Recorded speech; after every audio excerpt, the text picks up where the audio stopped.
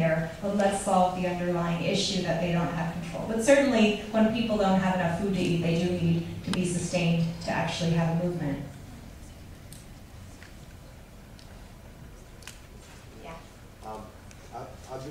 I've read that like the Israeli society in general has been like shifting more and more to the extreme, right? And especially what's worrisome is that like the kids, like teenagers and stuff, are like growing. I'll take it. Okay. Yeah, Sarah's friend. Okay. Hello. I've heard that like Israeli society, especially with the recent election, has like made this huge shift towards like extreme right. And what's worrisome for me, the most worrisome for me, is that like the kids, the teenagers in Israel are like even more radical than the society itself.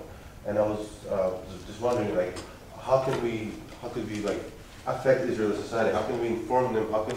What could be done to de-radicalize, right? Yeah. Thank you. Thank you. Again, this is not my area of expertise.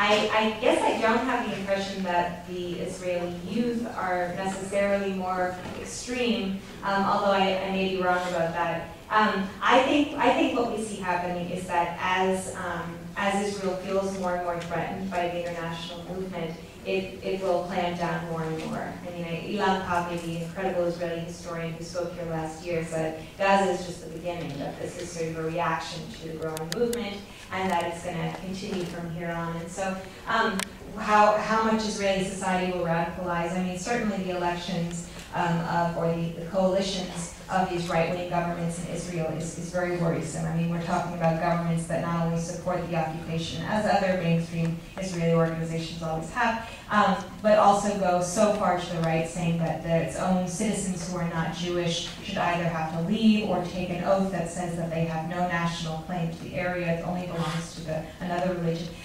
These very, very ultra extreme leaders, it's very worrisome. At the same time, what's very interesting is that the times when the so-called left Israeli governments, the Labor government, for example, have been in power, actually, settlement expansion has been greater. There has been more settlement expansion. There's sort of this thing where people, I guess, think, oh, breathe a sigh of relief, things are going to be okay now, and then sort of continues more than if people are watching and shocked. So I guess I'm not as alarmed because I feel like this is going to be more of the same. What we need to be focusing on is not, is this government more or less likely to negotiate? Because none of the governments have done so in a way that they offered anything close to Palestinian rights, no matter how so-called left or right they were. But how can we build a movement that will make it irrelevant which of the Zionist groups are in office, make it impossible really for Israel to continue what it's doing and profiting off of it? And that's where we come into play. Yes, sir. Did you grow up in a Zionist family? How did you make that sort of transition?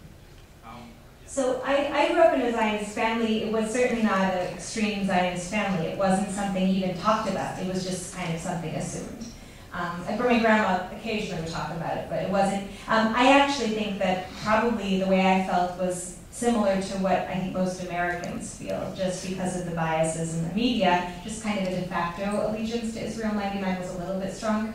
I mean, it was, I wish I could tell you what did it. It was a process, you know. First, I didn't want to acknowledge that I was forced to. Then I thought, okay, well, Israel's good, but we just got to end the occupation. Then I realized the occupation was part of this longer process and was just the most recent step.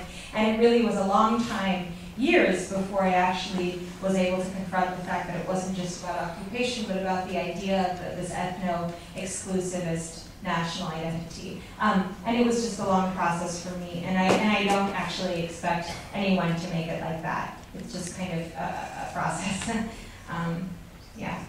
Well, I guess before I ask my question, I just wanted to share a little story. I have a friend who graduated from UCI 3 years ago, and she's Iranian American. And when she was studying abroad in Europe, she decided she wanted to go to Israel, because you have to go to Israel first to go to Palestine. So she wanted to visit a friend of hers in Palestine, but as soon as she got to Israel, when they saw that she was Iranian and she had an Iranian name, she was detained for like a week. And they didn't even let her leave the airport. And they put her in like a jail or something. She didn't even know where she was. And she was in a cell with a couple of Germans who, I don't know why they were detained either.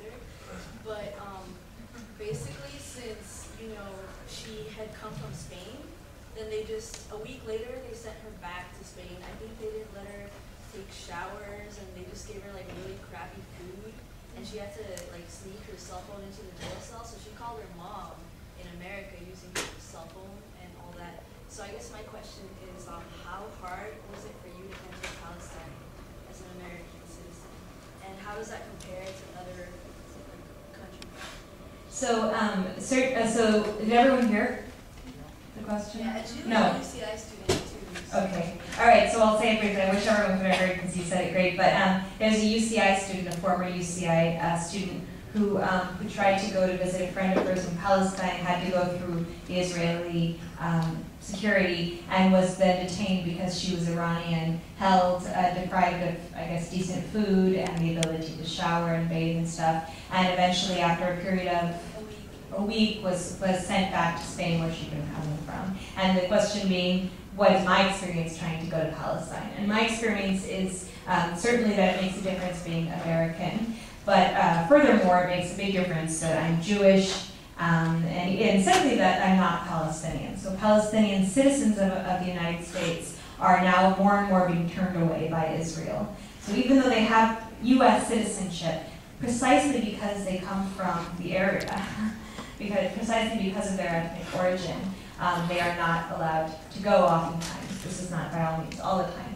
So it's harder and harder even for Palestinian citizens of the U.S. to go to the area because they're Palestinian. I personally have never been denied entry, and my experience is highly unpleasant. It used to be when I first went there, it was like, welcome, welcome to Israel, glad you're here. And now it's like they see my name and they surround me with security people and rush me over, where they strip search me. They look at every single thing that I brought with me, like inside my pens. I mean, it's ridiculous. As if there was some precedent for peace activists coming over and blowing themselves up. There's no precedent for that. It's never happened. It's, I believe, really a kind of harassment of anybody who's going there to report on what's actually happening on the ground. And of course, the question being, if Israel has nothing to hide, if Israel considers itself so virtuous and so democratic, what's the fear in people coming over and seeing it and documenting it? And the fact that people like myself are harassed, and of course I get the light version as a Jewish person. If I were non-Jewish, if I were Palestinian, I would at this point, given all the activism I do, I would not be allowed to go there. I might not be allowed to go there if I were Christian. What does that show about Israel's consciousness about what it's actually doing itself? Yes, sir. I want to sign this one, and I have to go. You have to run? Okay, I'll sign it for you. Who should I sign it to? Who should I sign it to?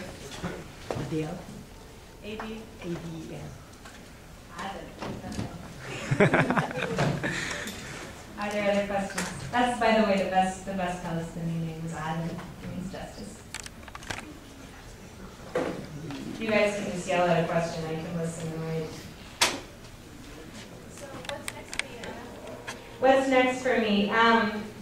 So I just got back from Albuquerque, where I was doing a speaker training. At this point, I get so many invitations to speak that I'm not able to